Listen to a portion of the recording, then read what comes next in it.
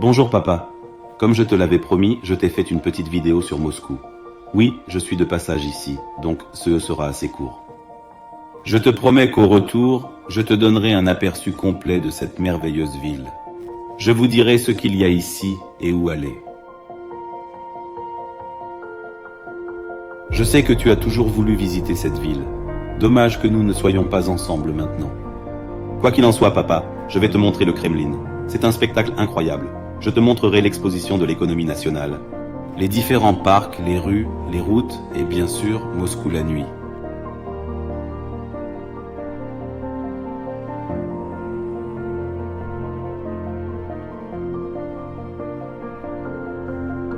La nuit à Moscou est incroyable, si seulement vous pouviez la voir.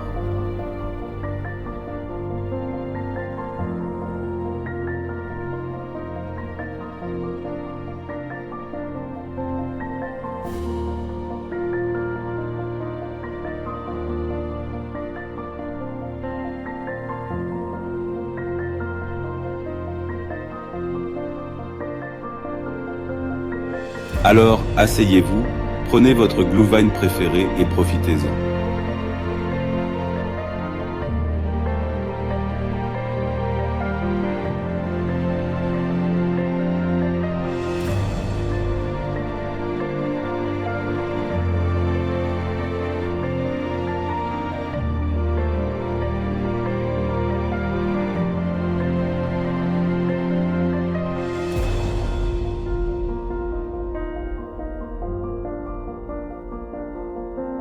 Alors papa, es-tu prêt?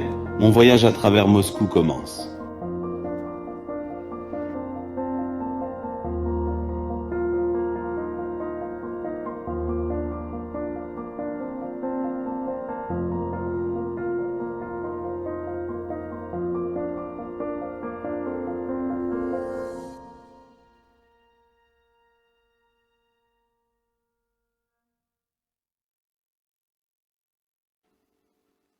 Moscou est une ville charmante et moderne qui offre un grand nombre de sites et d'endroits intéressants.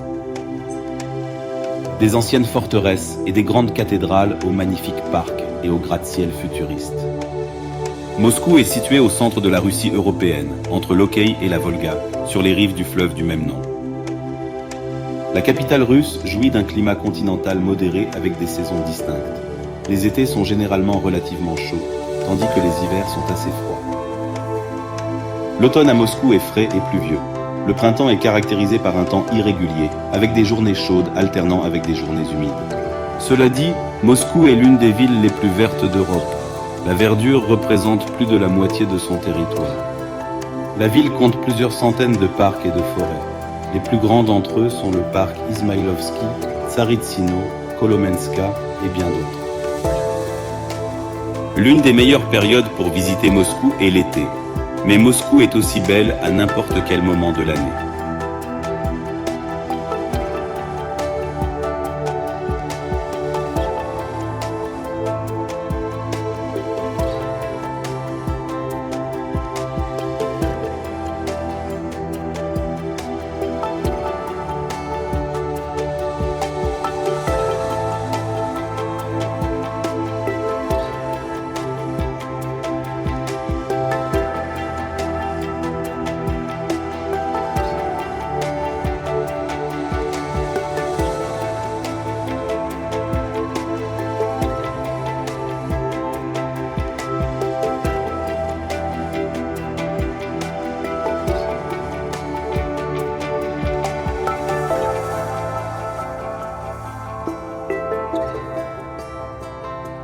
Alors papa, laisse-moi te montrer le Kremlin.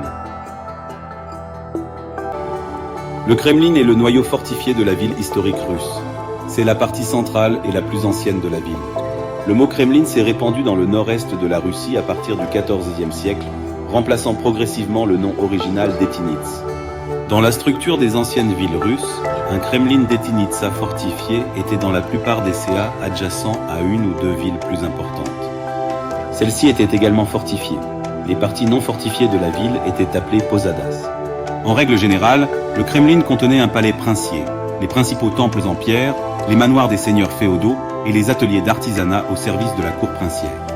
Pour renforcer leur capacité défensive, les Kremlinois étaient construits en tenant compte des avantages naturels du terrain sur les promontoires de 2 rivières, sur une colline, etc.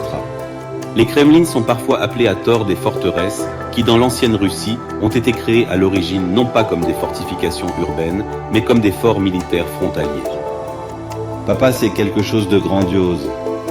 Mais tu te souviens que je suis de passage ici, alors je t'en dirai plus quand je reviendrai et que je ferai une nouvelle grande vidéo.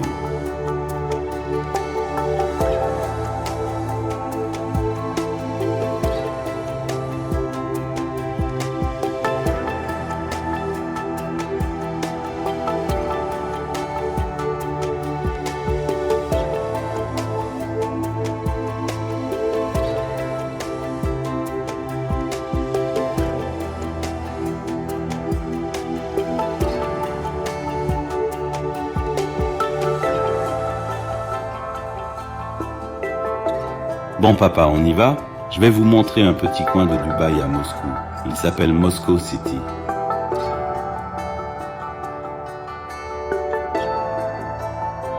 Moscow International Business Center. Moscow City est un quartier d'affaires en développement à Moscou, sur le quai Presnenskaya. Au sein de Moskva City, une zone d'affaires est en train d'être créée pour combiner des appartements d'affaires, résidentiels et de loisirs. Moscow City est construit à Presnenskaya Nabereznaya, sur le site d'une ancienne carrière, sur une surface d'environ 100 hectares, dont 60 hectares seront réaménagés. En 2014, le montant des investissements s'élevait à environ 12 milliards de dollars. En 2023 ans, 13 des 23 installations prévues ont déjà été construites sur le site de la ville de Moscou. 6 autres bâtiments sont en cours de construction et 4 sont en phase de conception. Les tours de la cité de Moscou sont construites avec des fonds provenant d'investisseurs privés.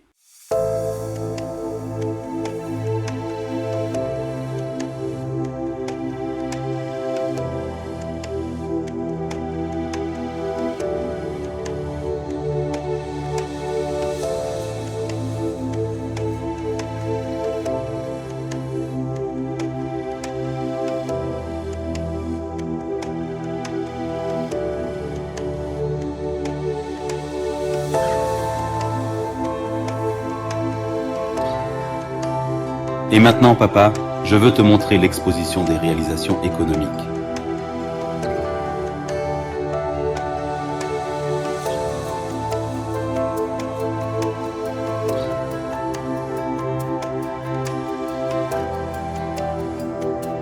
L'exposition des réalisations économiques est le plus grand complexe d'exposition de la ville.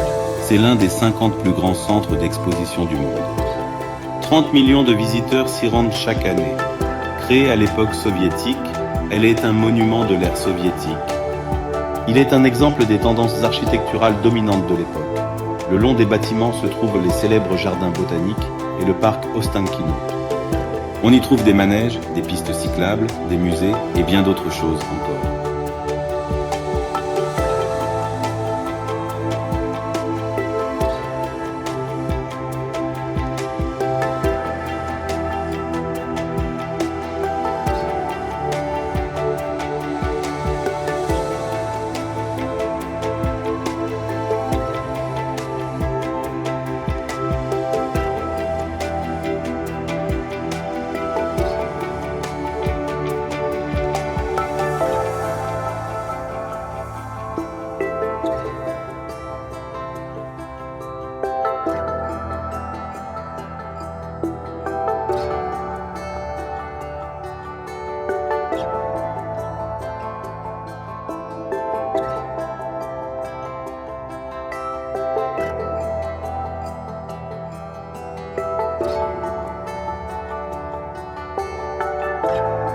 En fin de compte, pour faire le tour de Moscou et tout voir, je n'aurais probablement pas besoin d'un mois.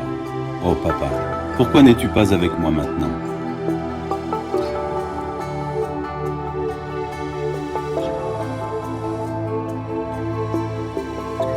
Bon papa, je t'ai parlé brièvement de quelques endroits intéressants de Moscou. Tu as vu les beautés de la ville, les endroits. Laisse-moi partir un moment. Je reviendrai bientôt ici pour faire un compte rendu complet. En attendant, profitez des photos de Moscou. Je vous souhaite une bonne journée.